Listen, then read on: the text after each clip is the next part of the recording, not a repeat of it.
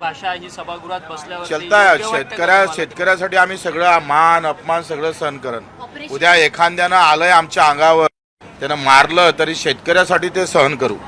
उणीव आहे त्या सांगितल्या पाहिजे आणि ते त्यांच्या उत्तरात आलं पाहिजे। इतक्यात प्रवीण जे उभे राहिले आणि त्यांनी मला थांबवण्याचा जो प्रयत्न केला, त्यांना असं म्हणणं होतं का हे शिस्त नाही आहे, सभागृहाचं कामकाज या पद्धतीने चालत नाही।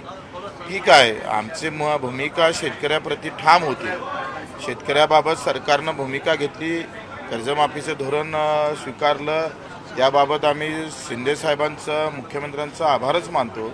परंतु काही उणीव आहे ज्याच्यामुळं विनाकारण सरकार बदनाम होतं, ते बदनाम होऊ नये। तुमच्या उत्तरात सहकार मंत्र्यांच्या उत्तरात ते आलं पाहिजे, ते येत नाही आणि म्हणून त्याच्यावर झालेला वाद आहे। आणि मग आमचं मूळ कूळ सगळं शेतकरी आहे, आम्ही ते विसरणार नाही आयुष्यभर। त्याच्यानं काही जरी असलो तरी शेतकरी विषय हा फार महत्त्वाचा विषय आमच्यासाठी। आमच्या रक्तातून धामणीतून जे काही निघन ते आखरी शेतकरी आणि दिव्यांगाचा आवाजच निघेल, त्याच्याबद्दल दुमत नाही।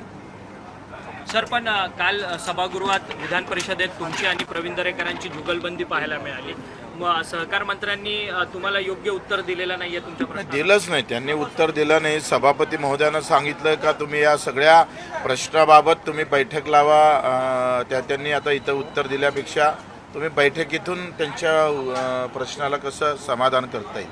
माझं काय म्हणणं होतं का 22, 23, 23, 24 आणि 24 आणि 25 याच्या सातत्यानं 2 वर्ष भरलं पाहिजे। आणि खाली अधिक काय म्हटलं शासन निर्णयामध्ये 25, 26 आणि 26 आणि 27 हे पण भरलं पाहिजे। तर ही त्या अधिकाऱ्यानं प्रशासनानं केलेली घोडचूक आहे, त्याच्यामुळे सरकार विनाकारण कर्जमाफी केल्यावर हे बदनाम होत आहे। तो ह्या सगळ्या घोडचुका आपण थांबवल्या पाहिजे, ही भूमिका आम्ही सभागृहात मांडत होतो। तेव्हा प्रवीण जे आले ते म्हणत तुम्ही काहीतरी तुम्ही ते काय पाळत नाही नियम वगैरे काय सभागृहातले, त्याबद्दल ते बोलले, ते तर त्यांचा विषय आहे। माझा विषय आहे, मी शेतकऱ्याबद्दल बोलत राहील। परंतु सभागृहात सभापतींपेक्षा काही नेते मोठे झालेत का? नाही, मला असं वाटतं मी त्याच्यावर टिप्पणी करणार नाही। मी शेतकऱ्याचा विषय प्रवीण दरेकरजी आणि बच्चू कडू अशा वादात नेणार नाही। माझ्या डोक्यात शेतकरी आहे, शेतकऱ्याचा विषयच मला वाटतं चव्हाट्यावर असला पाहिजे आमच्या दोघांच्या विषयापेक्षा। अरेतोरेची भाषा ही सभागृहात बसल्यावर चलता शेतकऱ्यासाठी आम्ही सगळं मान अपमान सगळं सहन करण। उद्या एखाद्यानं आलंय आमच्या अंगावर त्यानं मारलं तरी शेतकऱ्यासाठी ते सहन करू। ऑपरेशन टायगर मध्ये मुख्यमंत्री देवेंद्र फडणवीसांची मध्यस्थी होती अशी माहिती मिळते, त्यामुळे श्रेयवादाची लढाई सुरू आहे की ऑपरेशन टायगर केलं कोणी, मुख्यमंत्र्यांनी की उपमुख्यमंत्र्यांनी?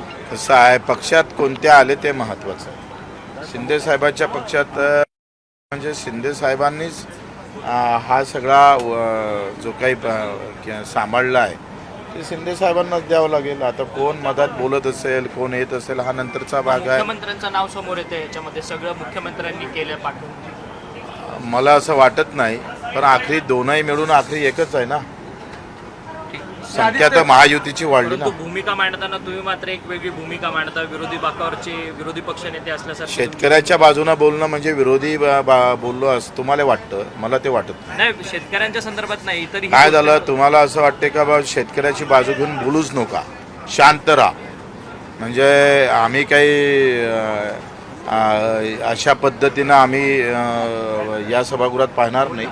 जी बाजू आहे ते कणखरपणे आम्ही शेतकऱ्याची मांडू। सरकार आमचं आहे, आम्हाला माहीत आहे, पण याचा अर्थ असा नाही आहे का तुम्ही बाजूच मांडू नका शेतकऱ्याची, असं होणार नाही।